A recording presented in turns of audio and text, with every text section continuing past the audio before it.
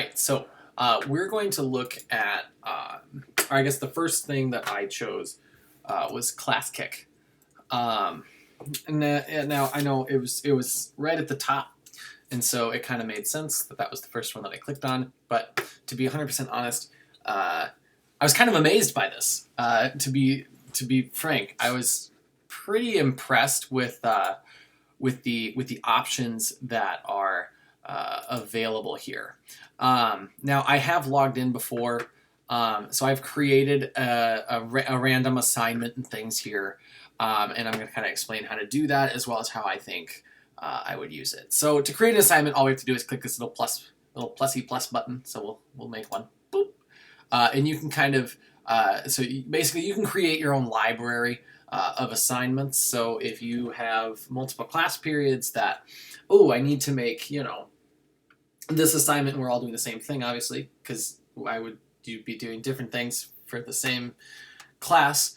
But essentially, you can create an assignment library. So that way your stuff gets saved and is always there, and you can always simply just assign it to a specific class period or roster. And I guess that's kind of what we should start with. So rosters.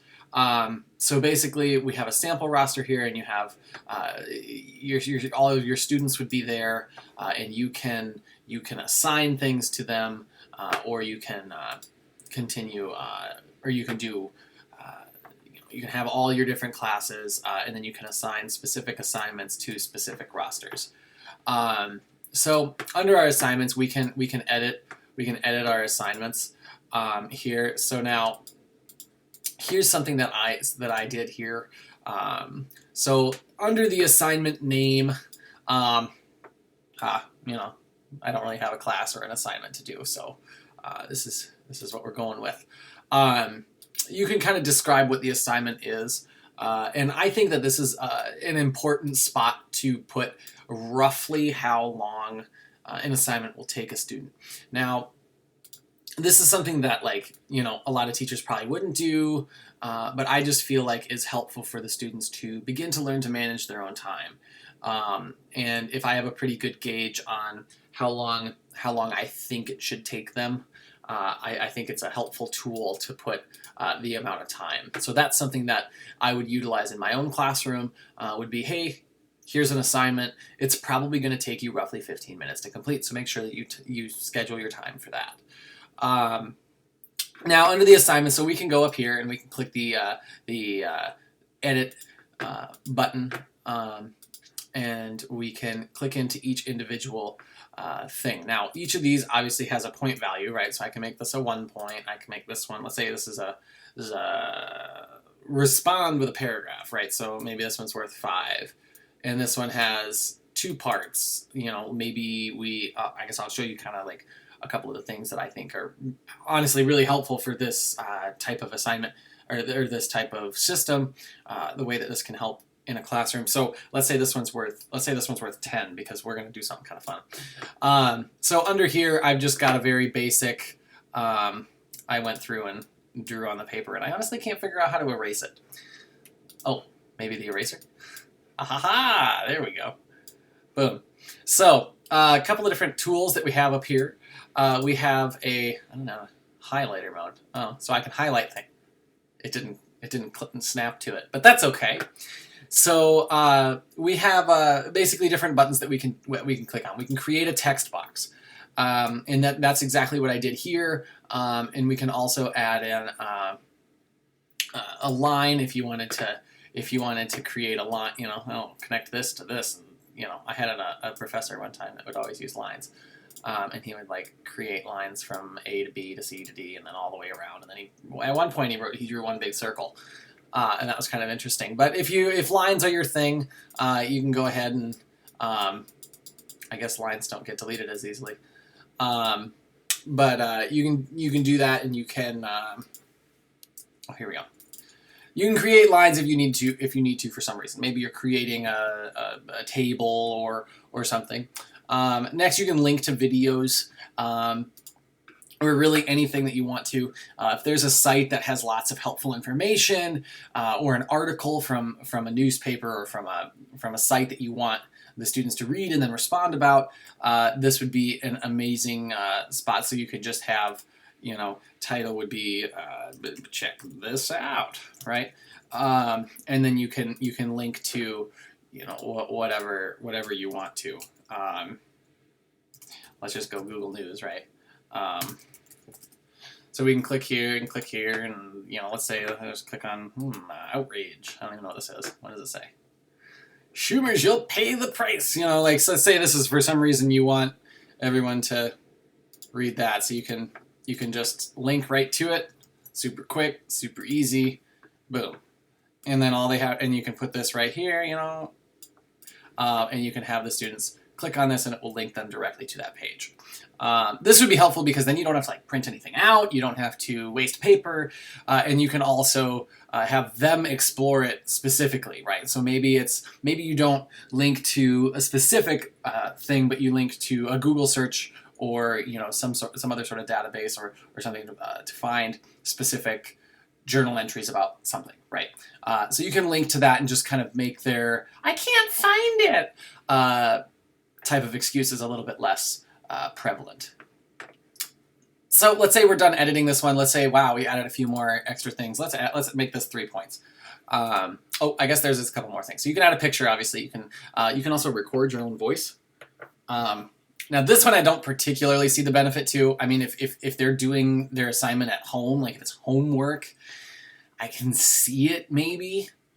But I think in class, this is I guess I fail to see how having a microphone, you might as well just talk to them.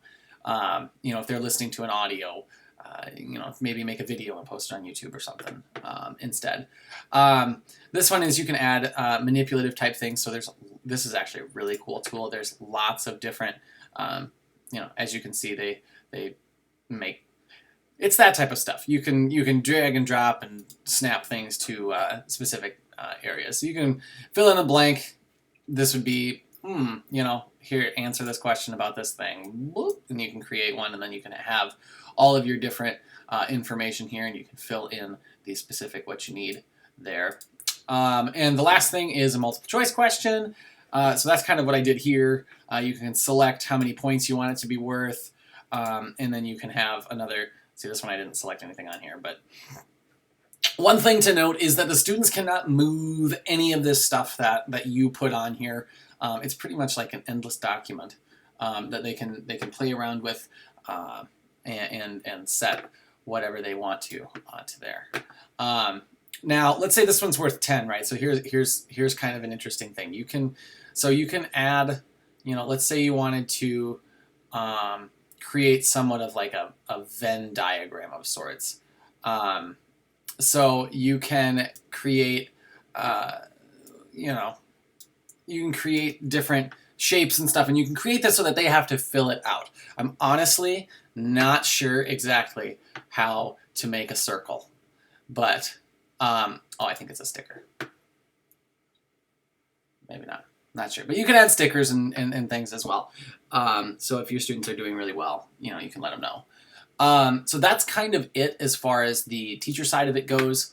On the student side, the students also have a couple of awesome options that they can do. So let's say they're in here. I don't have a student account, but let's say they're in here and they are, wow, I'm really struggling with this question. I don't know what I don't know, like, what? How long? I don't know. I guess it kind of depends on who you are, and they really need some help. There'll be a little button right up here that they can click that says raise my hand, right? I have a question. Hello, yoo-hoo. As well as, let's say they filled it out and they're not sure if this is what you as the teacher are expecting or asking for. They can have you check the assignment. Hey, how am I doing? Am I doing all right? Am I doing this right? Am I doing this how I'm supposed to? And I think that one is a really useful tool. The raising of the hand, I find that a little bit interesting because I guess the only way that I imagine that occurring is everyone in the room is staring at a screen instead of each other, and they click on the raise your hand, and then you can go and physically talk to them. But I think I think it's okay to ask a question in person or have students actually raise their hand. Now, this is a nice kind of, maybe some of your kids are a little bit more shy. They can more slyly raise their hand and ask a question. But I guess that's the only downside to the raising hand thing that I see is I just picture a room full of people staring at screens, and I don't like that. And so that's just more of a personal thing. I can see how it would work really, really well. But overall, that is Classkick. So let's say we created this assignment, right? So then we can go in here and we can specifically assign to either groups of students or rosters, right? So let's say we created a classroom for the 9 a.m. class. We can create a roster for that class and we can assign that specifically. Also, we can see how the students are doing and exactly what they're working on. There'll be a board here that shows all the students currently working. You can see their things in live, I guess in real time. And so overall, that is Classkick. And honestly, I think it's pretty cool. I think it's really good. It has a lot of connections to other websites, so you can link to Kahoots, you can link to Google and other technology things that that you might want to. So anything like I said, like Kahoot, right? So you can have a Kahoot embedded inside of here, and so that's kind of part of the assignment. There are other things as well, but signing in here, the students don't have to actually put in their name. I did. The students don't have to, and I guess I really like that. I think there's always a thing with me about putting your information online, and I think it's really important that we instill in children that and learners that if you don't have to put your information in, there's a decent probability that you shouldn't, if you don't have to. So a lot of times going through a specific service. So this one allows you to come in through Google Classroom, as well as sign in with other Googles, or you can create an account on Classkick. But I think having your Google account, your school Google account, would be really helpful. Because then you can just log in and everyone's name looks the same. That'd be really important for me. Is not having one person named Harper J and the other one the last name first and then the first name last, and then a couple of them no capitals. That would bother me, and so I think that's a good way to alleviate that and just kind of make it a little bit cleaner. So that is that. Thank you.